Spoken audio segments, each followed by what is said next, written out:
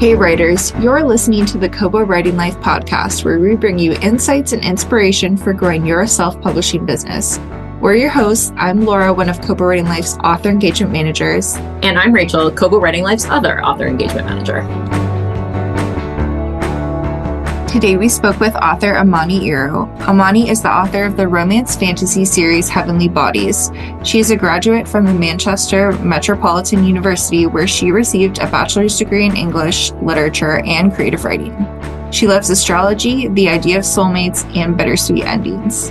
Imani was a delight to talk to. She took us through her entire publishing journey and how Heavenly Bodies kind of started with an idea and a sentence and a scene, and how that evolved into a book that went viral on TikTok, and how that then led to her traditional publishing career. We touched on the research that went into her novel, the Greek mythology. We talked a lot about astrology, so this one is definitely for my fellow astrology girlies. But truly, there's so much info in here, especially about social media and how to use that to connect to readers, and we hope you enjoy. Hello, we are joined today by author Imani Erriu, and I am so excited to chat with you. How are you doing today? Hi, I'm doing well, thank you. How are you? I'm so excited to be here. I'm pretty good. I'm excited to really dive in to your book, Heavenly Bodies, which Laura and I both finished last night. But before we get into the nitty-gritty of everything, can you just start things off by telling our listeners a little bit about yourself? Of course. So my name is Imani Erriu. I am the author of Heavenly Bodies, and I am from the UK. I was born and raised in the Lake District, and I actually always say it's in my author bio. I feel like it gifted me the most overactive imagination, because I was constantly running through forests and playing games, and it was just a beautiful place to grow up. I feel like I've been writing, it might sound kind of cliched, but I feel like I've been writing since as long as I can remember. Always making up stories at school, and it's just such an honor that I get to actually share them with you guys now. So when you say you were always writing stories, did you always dream of being an author, or is that kind of a more recent development? I think at the back of my mind, I always knew I wanted to be in some kind of profession to do with books. I was obsessed with reading, but I think that the idea to be an author was something that came a little bit later in life, and I thought, oh, maybe I could actually make a career out of this. And you said that you've been an avid reader forever, and has it always been in the fantasy realm? Has that always kind of been your bread and butter when it comes to reading? Funnily enough, it definitely started out that way. I remember there were so many fantasy novels that I loved growing up. The Edge Chronicles, I don't know if that was super big in the US, but in the UK, that was such a huge childhood fantasy series. And then I feel like when everyone was reading Harry Potter, I was reading A Series of Unfortunate Events, and that was my kind of obsession. So that was definitely how I began my reading journey. And then I studied English literature at university, and I got really into the classics and just didn't read fantasy for ages. And then I remember picking it up again, and I was like, why did I ever leave this genre? It's always been such a great one for me. I also love magical realism, which I suppose is kind of fantasy as well. So yeah, now I would say it's absolutely my favorite genre to read. And when you left the world of the classics and kind of re-entered fantasy, was there a specific book that really reminded you why you love this genre so much? Yes, it was The Shadow of the Wind by Carlos Ruiz Zafón, which kind of tipped us more into the magical realism, and it made me realize just how fantastical writing could be, how immersive. They're set in Barcelona in the 1950s, and it was just so evocative, and it actually made me travel to that city. And I just thought the power of writing and reading and books is just so amazing, and that was definitely my first step back into it. I love when a good book can transport you like that. And I think you've kind of done that with your books as well. We kind of get transported into this new world. So I'm excited to dig into that a little bit. But first, can you tell us a little bit about your publishing journey? Because it's been a bit of an adventure for you. Yes, it definitely has been. I love talking about it because it is something I feel like is a bit against the norm of someone's maybe usual journey. So I started off actually on TikTok. That's where the journey began, if we take it all the way back. And I remember I didn't even have a full first draft of Heavenly Bodies. It was just a scene. I just had this scene.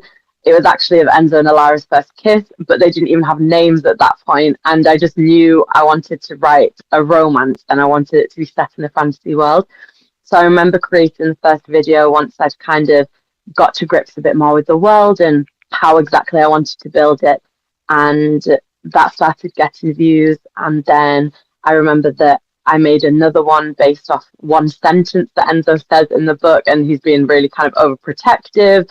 And then the views start coming in, and then it was in the thousands, and then hundreds of thousands and millions. And then before I knew it, I just had this whole following from this one viral video.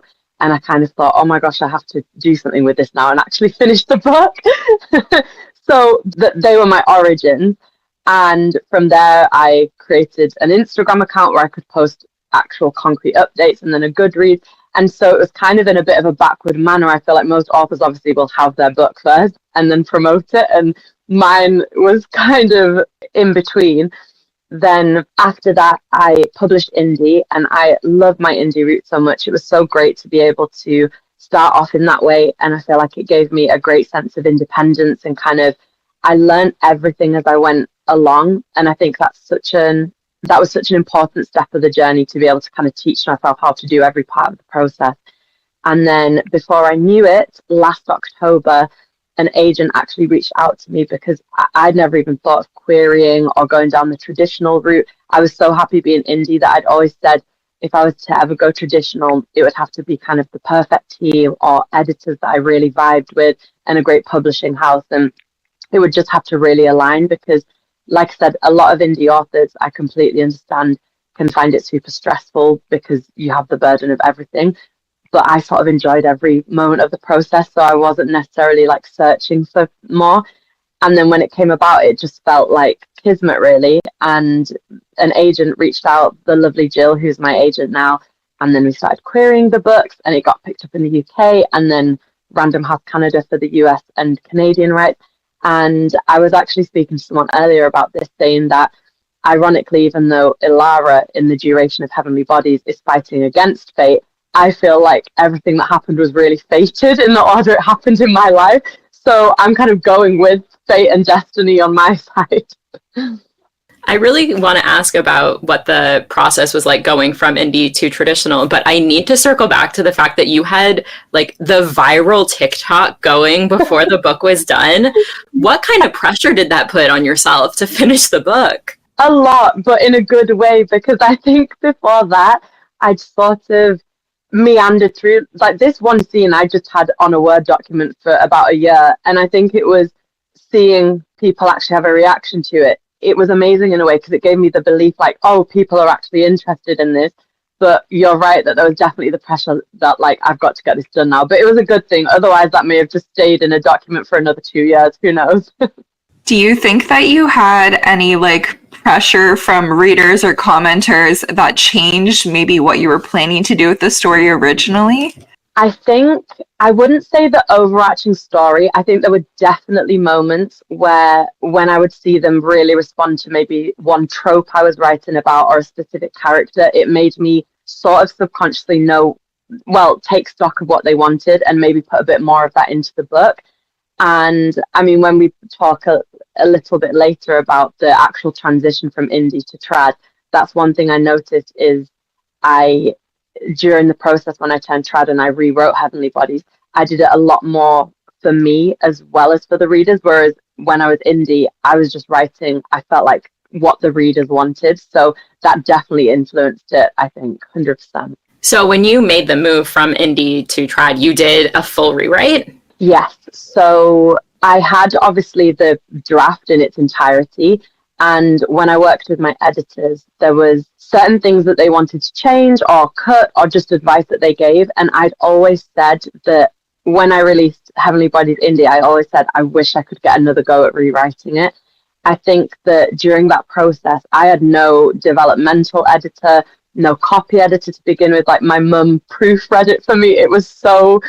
it was just the bare bones of editing, really, of what I did when I released it, because I had no idea at that point, and I didn't really have a community then or author friends then. So like I said, I was really just kind of doing it all myself. So I'd always wished that I could go over it again with a professional someone that could kind of guide me with where I knew the book could go. So there are definitely some changes, and I think some amazing improvements with the copy that you guys have read as opposed to the indie version. And it was just amazing. I found that I got to add a lot more lore to the world, a lot more backstories that I didn't the first time around. I feel like all the characters have way more motivation for why they're doing what they're doing than they used to. So I just feel so lucky. I feel like not a lot of authors get to do that. And I'm just so grateful that I could and release the book that I always wanted to release into the world again. Was there anything about the move that surprised you? Like anything about the traditional publishing industry that really kind of took you off guard? I think that there was a lot of differences, but in the best way possible. I think that being indie, a lot of people might say that we find it hard to let go of control when you have been used to being part of every process. And that was the only thing I was quite apprehensive of, was having a team to kind of respond to, and things as small as book covers that I'd had I'd been able to be part of every part of that process. I was worried about what that may look like, but I think if anything surprised me, it was how seamless the transition was. I thought that there might be a lot more to it, or that I'd have to wrestle a lot more for anything that I wanted, but I can truly say I have the team of my dreams, and it felt like just such a collaboration as opposed to what people maybe might think traditional publishing would be. In my experience, it was just such a joy from start to finish. So maybe that was the surprise, that it was actually so much more flawless than I thought it was going to be, the transition. Yeah, I really think that team makes all the difference for sure. Can you tell our listeners a little bit about Heavenly Bodies, spoiler free? Of course. I always feel like when someone asks me that question, my head just empties about what Heavenly Bodies is actually about. But I will try. So Heavenly Bodies is set in a celestial world ruled by 12 cruel and capricious gods known as stars, and they're actually inspired by the zodiac. Our shadow princess Elara has been told a prophecy, and it promises that she will fall for the king of stars and it will kill them both. So wanting to defeat her prophecy and the tyrannical reign of the stars, she flees her kingdom, and during her journey ends up actually being kidnapped by the enemy kingdom, who believe they can use her as a weapon since she survived the death blow of a star. While in that kingdom, she is under the merciless training of Prince Lorenzo, who is her ultimate sworn enemy and has wreaked so much havoc on her kingdom. And she works with him to find a way to try to defeat the stars. If that's your description when you feel like your head empties about the book, I am so deeply impressed. Thank you. I appreciate that. It actually was quite good this time around. I've been at it before and I've just been like stars, Celestia, I don't know. It seems like you've done well with practice. So you mentioned that you had one scene for this book on paper for a long time. Where did the inspiration of the story overall come from? It was definitely a few different things. There's one particular story that I feel like I can't share because there's just so many spoilers. It's the very ending, you know. So instead, I'll speak about two other inspirations. One specifically was the myth of Selene and Endymion from Greek mythology. The only part of it was kind of helped to inspire the magic system within Heavenly Bodies, especially Elara's, the idea of kind of dream walking and the idea of visiting people in your dreams. That was really inspired by that particular myth and Selene's sort of powers. And then in general, the best way that I can encapsulate it is the world around us. I found that it was so interesting how different civilizations in the world, different mythologies, all would look at the world around us and create stories based off it. You know, they'd look to the sky and decide that he was the father of the universe and created all of his offspring of gods and goddesses and things like that. And I just started to think to myself, what kind of mythology would I create about the world around me, you know, about the seas and the skies and the stars? And it really started to snowball from there. And then I've always been so fascinated by astrology. And I love that even people who maybe don't believe in it at all still know their star sign. And, you know, it's still like so ingrained in everyone's culture, whether you believe in it or not. And I just love the idea of the stars being able to write our fates a bit, or people throughout different times in history looking up to them for guidance. And that's where the idea of the stars being gods came from, because I sort of thought, what if they were beings that came to Earth, and what if they were cruel, because fate can be cruel and destiny can be cruel at times. And that's where the idea of the stars sprung from. I'm also an astrology girly, so like I loved the astrology woven through the story. And I also just really love the idea that instead of looking at it like world building, which it is, you were creating your own mythology about the world that already exists. I love that take. Thank you so much. It was so much fun to write because it really allowed just complete creative expression. I suppose any fantasy author thinks it when they're creating a whole new world, but the way that it really could be, oh, well, you know, how did the sea come into being? And I could just decide how it did. It was just so much fun to do. And what was the research process like for you? I didn't actually do much research, to be completely honest. I think that because so much of it wasn't necessarily based on anything, and I wasn't sticking true to one kind of myth, it was quite easy for me to sort of just mishmash any inspiration that sort of came my way. I remember that way before I properly started writing the book, I had been reading a lot of Greek mythology retellings, like Madeline Miller's Circe and the Song of Achilles, and then Pat Barker's The Silence of the Girls. So I think they were already kind of there underneath the surface, all of these different stories and myths. And then it just took writing it for it to get out. But even regarding the stars, I didn't really do much research on the astrological signs, purely because I felt like it was a lore I was so familiar with, being such an astrology girly too, like you were saying, Rachel. I sort of knew the rough traits. So then when I was creating these gods around them, I just had to focus on the negative traits of each sign, and then that was what was going to become that particular god. So yes, it was such a pleasure from start to finish, but I can't remember doing a lot of research at all. So just sticking with astrology, I do have to ask, what is it about astrology that you like so much?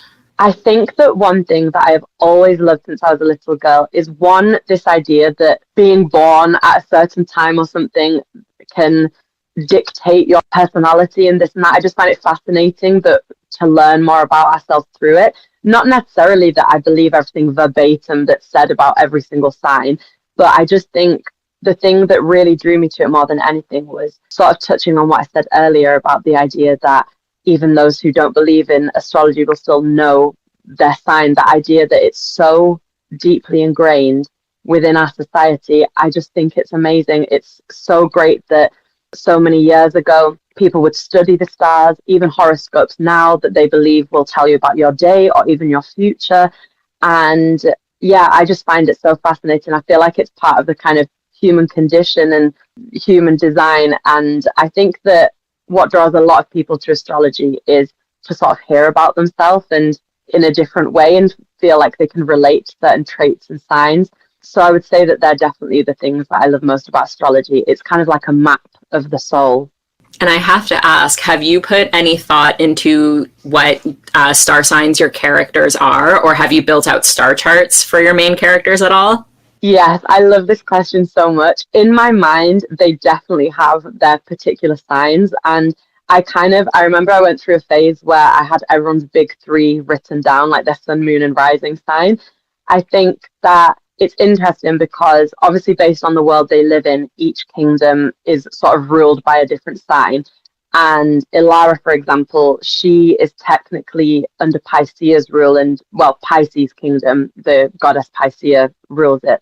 But her actual personality and traits, she's just a Scorpio through and through. And that's just what I know in my mind. So even though it's not anything that's in the books, it's kind of within my mind. And then I'm sure you can guess Enzo is a Leo through and through, just the prideful lion who might come across as a bit arrogant and self-centered. I can say that because I'm a Leo, so no hate to Leos. I'm dragging myself here. But I feel like Leos have such huge hearts and can be so loyal and generous, and then that plays through with him. So you're 100% right that I had all of this information in my head when I was writing it. It just never got told in the stories. Well, fire signs unite, because I'm a Sagittarius, so... Oh, amazing. Love that. I'm a very typical Pisces, as Rachel likes to tell me. Amazing. Oh my gosh, you would fit right into Asteria then. I love that. Can you tell us a little bit about the writing process for the book? Did the plot or the world or kind of the characters come to you first? So this is a really interesting question to answer, because what actually came first to me was the ending of the very last book. So before I knew much at all, this kind of started the world building for me, because so it's set to be a 5 book series, and I just remember I knew exactly how it would end. So for me, it was kind of retracing those steps to how it would begin. So I would say that that actually came to me first, exactly how all of the characters would conclude their stories. And then from there, it was definitely the world building. I actually think the characters came last to me. Ilara especially was really hard to pin down the kind of heroine that I wanted her to be, whereas I found that the world blended really seamlessly with how I wanted the ending of the book, and the idea of the stars came about, and this kind of celestial astrological fantasy. And then, yes, finally the characters. Enzo was so easy to write in a dream, but Ilara, she was trouble, which I feel like is so true to her character. And you've created such a rich world in this novel based on kind of like the astrology, the Greek mythology, somewhat familiar things, but you've really made it your own. And I'm kind of curious if you have any advice for aspiring fantasy authors when it comes to creating their own world. I really think that one piece of advice I wish I'd taken at the beginning, which we kind of spoke about earlier with readers, was that to write your book, write the book that you will love and your audience will find you. I think that in retrospect, that's definitely what I would do again. And even though I adore so many tropes in books and it's so great for marketing, I think that, like, especially with these rewrites, for example, there was a lot that I removed to make it sort of as authentic as possible. And I think that if you stick to what's true to you and are just a great original idea, I think that it can just speak volumes to the kind of audience and the kind of readers that you would attract. With fantasy, I think that there is so much inspiration out there and the world's kind of at your fingertips, and you can take something that might be familiar, like a Greek myth, but completely make it your own. There's inspiration in everything. So I think I would just say to try to be as authentic as possible with the kind of world that you create. Really think outside the box and be inspired even by the world around you, because that's what inspired me. It was literally the world around us, you know, the beautiful stars, the skies, the oceans, the earth, and then the world was kind of built from there. Yeah, it's almost like a world that's turned up, I guess is a good way to describe it in the book. It's like our stars and our moon, but leveled up. Yeah, I love that. That's such a great way to describe it. And I kind of wanted it to be familiar in that way. And the characters, although they've got these magical powers, which isn't relatable, I wanted the characters to be relatable. And like you were saying earlier, for some parts to be familiar, maybe the gods aren't exactly named after Greek gods and there isn't an exact Greek myth or this or that, but there might be certain stories and fairy tales that you kind of pick up on that are layering underneath the world. And I love that familiarity, because whenever I read a fairy tale, for example, it's knowing some of those tropes and some of those endings and messages. It's so lovely to be able to go back to. And I kind of wanted Heavenly Bodies to feel a bit like that, like a dark fairy tale that you could go back to again and again. It definitely has some of those dark fairy tale moments for sure. You mentioned kind of coming to it from the last book. What has it been like plotting out the series now, going from book 1 to now you're writing book 2? I have found book 2 has been difficult. I feel every single author I've spoken to who has written a sequel says a sequel is the hardest to write, and then after that it gets easy again. So I had Fallen Stars, my sequel, released indie, so I'd kind of already done that process. And it was my Everest then. I always say it. I said, like, I never thought I would get it done. I never thought I would get it finished. And now I'm currently in the editing stage with my publishers. And I really thought it would be easy because I was like, I've written it once, but no, it's still been the exact same pain that it was the first time. But I'm hoping that when I get to the end of it, it will be the one that I'm proudest of. So I would say that Heavenly Bodies was just so it was such a joy and it was so easy to write. And then I find that Fallen Stars, the world really begins to open up in the second book. And we even get other characters' point of views. So there's a lot more plate spinning. And I think because the second book is so imperative to how the rest of the series is going to go, it's definitely required the most planning, even more than books 3, 4, and 5 will need. So I think that's been my challenge, is just making sure everything is set up perfectly for the other books without it being too much for readers that have read Heavenly Bodies and like the kind of slightly more isolated space between Enzo and Alara. It's that fine balance. So it has been a struggle, but I'm hoping that I'm nearly out of the other end now. I wanted to kind of go back to the tropes you mentioned before. So Enzo and Alara are true enemies to lovers. Yeah. Was it important for you to incorporate that trope into your story? Is it one that you're drawn to as a reader? Definitely. It's my favorite trope of all time. So I always said if I'm going to write a book, it just has to have that in. I love enemies to lovers. As a writer, it's amazing the kind of tension that it can create, even the kind of backstories that you can create with it, and the history. Like, for example, I could then create a history between the two entire kingdoms and why they're enemies. But I think I actually saw a quote, or it was someone had written about enemies to lovers, and they said that, and it was such a deep read, I felt so called out, and it was like, do you love enemies to lovers because you dream about someone seeing all of your flaws first and then falling in love with you? And I was like, wow, that's such a call out. But that's what I envision. I think that so many people can relate to that, to the idea of the perfect love being someone that accepts you, warts and all, let's say. And I think it's so important with Enzo and Alara because they are both horrible to each other at the beginning. Like, they're just terrible. And they kind of get all that ugliness out of the way, and then something really true and pure can almost grow from that, and something very long-standing, rather than Enzo putting Alara on a pedestal to begin with and then realizing that maybe she's not all he hoped for. So I just loved that kind of progression of their relationship too. I love that. And you talked about how almost like horrible they are to each other at the beginning. What was it like writing characters that are morally gray? Was it hard to find the balance between the morally gray, but also still appealing to readers? Like, you want readers to love Enzo and Alara and root for them, but there's kind of like a line there. Definitely. It's so funny you mentioned that, because I remember specifically, so in the rewrite, so for this new version of Heavenly Bodies, I really ramped up the enemies part. They were always enemies to lovers, but I feel like they're so much worse this time around. And one thing that I really found hard to toe was that line. I adore a morally grey character, whether it's female or male. I find them so interesting.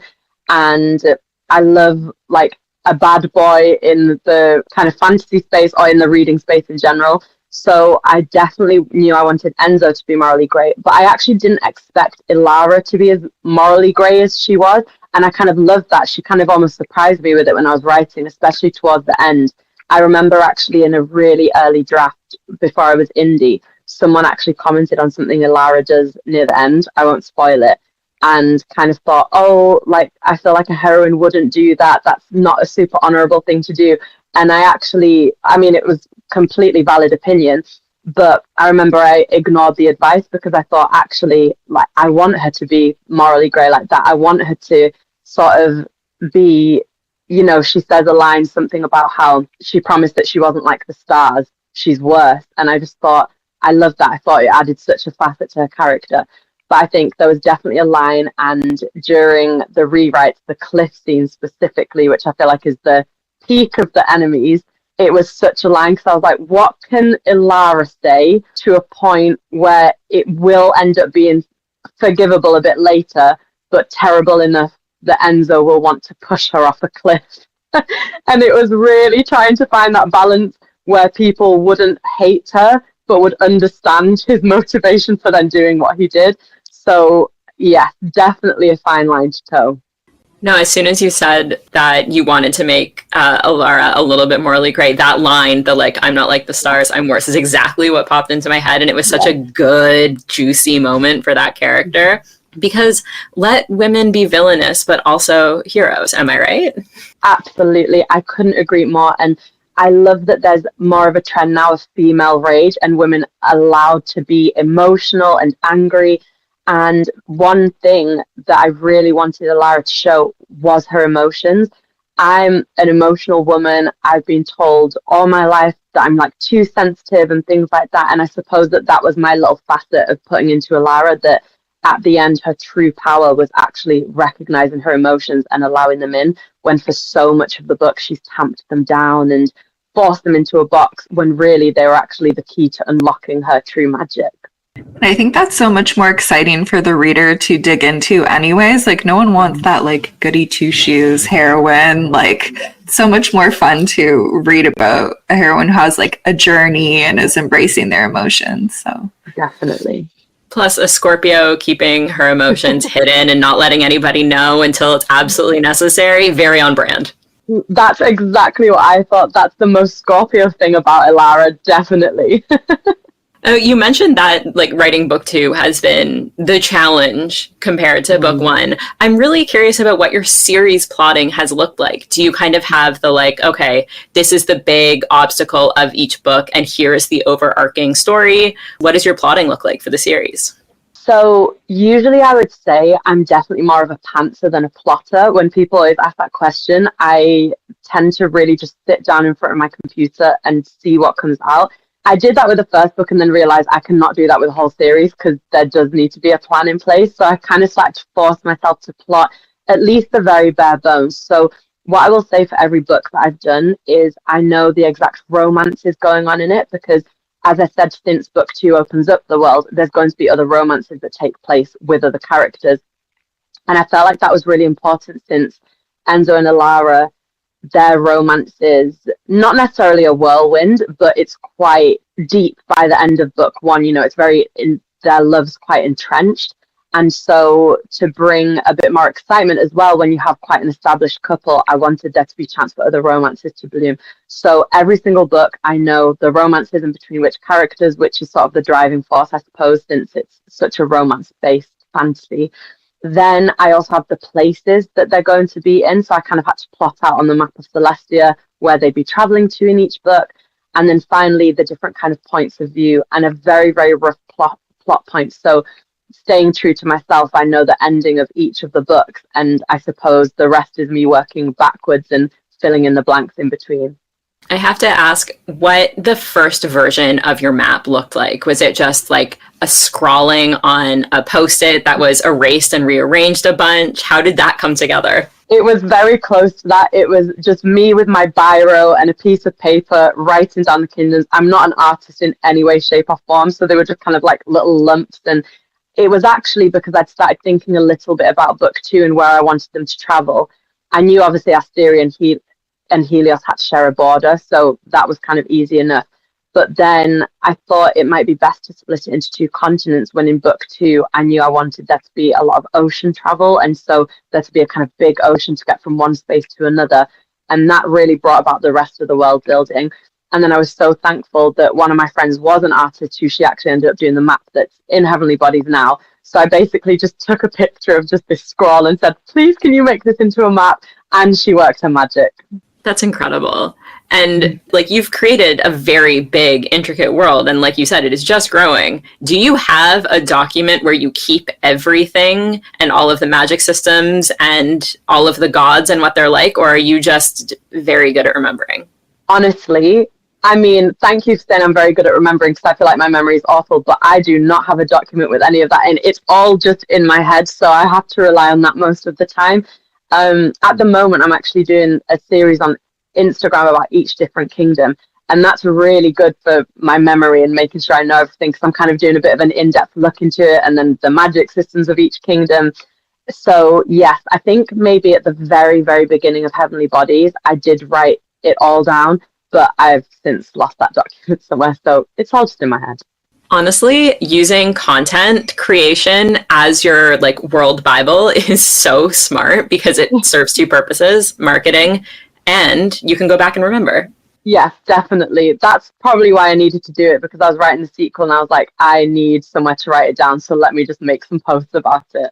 Speaking of marketing, I wanted to dig into your TikTok a little bit. What's your marketing strategy for TikTok, and has it changed since you've gone from indie to traditionally published, or are you just kind of doing the same thing? I'm definitely trying to do the same thing. The one thing that I feel like is such a shame is when I started out, this was like 2021, I feel like Book Talk especially was blowing up. And that's what had actually given me the inspiration to even create an account to post content, because I'd seen how much traction books were getting, especially fantasy books in the space. And I just thought, oh, maybe I'll create an account one day. And then that's sort of how the whole story happened. So I loved that, and engagement was so kind of easy to get then. And I found that if you just spoke about your book with passion and you made short and snappy videos, it was such a great way to really get people invested in your book. So I noticed at the beginning that was a really great way to market. And I've definitely tried to still do that now, but I have noticed that the algorithm has changed a lot. I feel like a lot of TikTok now, it pushes a lot of kind of if you're selling things and shop things and whatnot. And I suppose because I didn't have like this when I was indie, at least especially, they went on TikTok shop and things. So I feel like then my engagement maybe went down a little bit. So I'm definitely looking at other ways that might engage people through TikTok, because I have actually noticed recently that what I was doing before doesn't necessarily have the same scope as it used to now. But I do find that certain readers, they love hearing kind of lists of tropes. I always find is a great way to market. Another thing that I noticed was giving a really punchy quote. A lot of people might be really drawn in with a really good quote, or maybe humor as well. It's such a great thing on TikTok if you're making like a joke about the main love interest or something like that. So they're all definitely things that I'm still trying now, but I have found that TikTok's changed a little bit and that it maybe requires a different way to approach things now. Have you always existed on TikTok and on Book Talk especially as an author, or did you start out creating like reader content? Always an author. I never had I just had a personal account before that, just to kind of scroll, and never posted anything. So I was never sort of a reader or a book blogger. And it's so funny because I didn't even know how much or how big the whole world was of Bookstagram and Book Talk and just the book blogger world, and how much influence and power they hold. It's so amazing how much the communities can root for a book and just kind of send it through the roof of success. I'd always had like really personal accounts on any social media and not really dabbled in it. So when I was an author and started exploring those worlds, it was so amazing to see just how big the scope of marketing could be through that. That's so cool. Yeah, I'm like you. I have a TikTok account that does not post and is only there to creep and scroll. Yeah. Do you have any advice for somebody who is like me and like you were and scrolls a lot and is a little intimidated by the like platform in general, like a good way to get started? I would say the biggest thing for me, and it does sound cliche because everyone says it, but it really is consistency. I found that, say, some of my friends, when they were starting out, if they posted one video and maybe they didn't get views or nothing really happened with it, they'd want to give up. And I think it's honestly with anything in life, it's just consistency and just not giving up and keeping posting your content, and it will end up hitting the right people on platforms like TikTok or Instagram Reels, especially, where one video can just blow up and go viral. It's so important to just keep believing, keep posting original content, but also I found that when my videos were doing the best, my finger was really on the pulse of trends. So you do kind of have to be on there scrolling, I suppose, and seeing even things like what sounds are trending, or maybe there's specifically, obviously I'm speaking about the book talk community, there might have been a specific trend going around for a book, and then you would just, I personally would find a way to incorporate my book into that trend and how it would apply. So it's just being really observant, I think, can help a lot. And one thing that I actually read about recently when I was looking to improve my engagement on Reels, and it's so simple, but I just thought it was genius. It's going to the creators who are having consistently really successful content and great views and seeing what they're doing. So obviously not copying, but seeing what kind of things they're doing, what kind of, how long their videos might be, the kind of sound they're using, the kind of content they're creating, to see what is successful and what isn't on those kind of platforms. I think that's great advice, especially for platforms that are so saturated with people. Finding the things that are working consistently is such a good place to start. Yeah, I agree. And kind of sticking with the socials, as we were preparing for this interview, Laura and I were, of course, creeping yours. And we noticed that there was some fan art that you've shared on your Instagram. And I'm so curious what it's like being able to see your characters through the eyes of your readers. Oh, it is so amazing. I remember when I actually first wrote Heavenly Bodies, my one wish, well, one of my wishes was just that someone would create art of Enzo and Ilara. And during my time, I commissioned a few pieces myself, and that was a dream to be able to see what I had in my head in real life. But then when it was just other readers who had connected so much with the book and decided to create art themselves, I just couldn't have felt more honored. Like, I have every single piece just screenshotted and saved in my folder, and it's just amazing because artists, again, they're such a pivotal part of the book talk, bookstagram, just book community in general. And I find that they hold so much power too, especially if they've got a great following. They might post a great art, and then all of their followers who appreciate that art will want to read the book. It's just such a great collaboration, authors and artists, and I always have such a respect for them. And one of the other things I wanted to ask about was the playlists you have for your books on your website. Are these songs that kind of inspired you while you were writing, or like kind of encapsulate the mood of the books as well? Definitely. I love music. I cannot write without it. I know there's some authors who have to have dead silence or maybe just kind of an ambience noise, but I need music. Some of my favorite scenes that I've ever written have been when I've just been walking and had music in, and then I've just envisioned the whole scene. So that playlist is definitely that. Every single song on there is one that I've listened to and envisioned the particular scene I've written with it. So it was so great to be able to have that on the website for readers to see, because I would love the idea that they could be listening to it and wondering, oh, I wonder which music she thought of when she wrote that scene. And it's just such a great way for readers to be even more immersed in the experience. I love that. And I'm so impressed by anybody who can write words while listening to words, because my brain will not do that. Would you not be able to? No. Usually I feel like with other tasks, I do have to have silence, but I don't know, there's something about writing. I just have to have that music on. I can't even write an email if there's lyrics going on. So like deeply impressed. Thank you. Now, you've mentioned that you're kind of in the like rewriting, republishing point of book 2. Is there anything else you're working on? Are you also drafting book 3? What else you got cooking? Yes. So book 3 is basically done. My first draft, at least, as well, because it was at such a kind of strange time when I turned trad. Obviously, Fallen Stars had already been written, and I was actually drafting book 3 to publish indie. So I already had the first draft of that. So that's nearly done. It's very rough at the moment, but it's so great to know that the kind of middle book of the series was sort of over the halfway mark there. So that one, I honestly think that book 3 we'll see when we get to book 4 and book 5, but I think so far book 3 has been my favorite to write, which was a surprise to me, especially because it's kind of in the middle of the series. But the characters and the romance in that one specifically were just so much fun, and even the kingdoms that they're in, it just was the kind of book that sort of flowed out of me. So yes, I'm working on that at the moment. After these Fallen Stars edits, it will be kind of going back over that and maybe adding towards the ending of that. And not to jump aggressively ahead, but are there any other like series ideas, or is there any other kind of genre that you would love to tackle in your writing? There is indeed. I always say there is one book particularly that's just haunting me, and I don't know the plot yet, but all I know is I, again, have a whole playlist for it, and I don't even know the plot of the book, but I just know the vibes. And dad's side of the family is Italian, so I've always been fascinated with my Italian heritage, and I've always sworn that one day I would do a book either set in Italy or a fantasy very much inspired by Italy. And there's one story that I think will be the series that I will do after Heavenly Bodies. I would love it to be a series, and it's going to have elements of Italy in it, Gothic elements. I've always wanted to write a Gothic fantasy, so I think that will be the main kind of genre that it will be set in. A romance, of course, and that's all I know so far. But I just know that it's kind of waiting to be written once I finish Heavenly Bodies.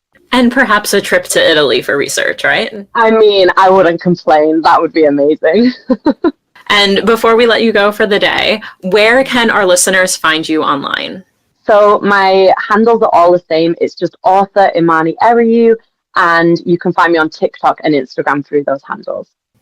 Excellent. Well, we will be sure to tag you in everything and include links to all your socials and your books in our show notes. Thank you. Imani, thank you so much for taking the time to chat with us today. Yeah, thank you so much. Thank you. It's been such a pleasure to talk with you both, and so much fun. And thank you so much for reading it. Oh, of course. It was so much fun to read. I can't wait to lend my copy to everybody. Oh, amazing. Well, hopefully book 2 won't be too far behind for you both as well after that ending. Yes, I can't wait to read it. Oh, amazing. Thank you so much for having me. Thank you for listening to the Kobo Writing Life podcast. If you're interested in picking up Imani's books, we will include links in our show notes. If you're enjoying this podcast, please be sure to rate, review, and subscribe. And if you're looking for more tips on growing your self-publishing business, you can find us at KoboWritingLife.com. Be sure to follow us on social media. We are at Kobo Writing Life on Facebook and Twitter, and at kobo.writing.life on Instagram and Threads. This episode was hosted by Laura Granger and Rachel Wharton, with production by Terrence Abrahams. Editing is provided by Kelly Robotham. Theme music is composed by Tearjerker, and a huge thanks to Imani for being our guest today. If you're ready to start your publishing journey, sign up today at kobo.com/writinglife. Until next time, happy writing.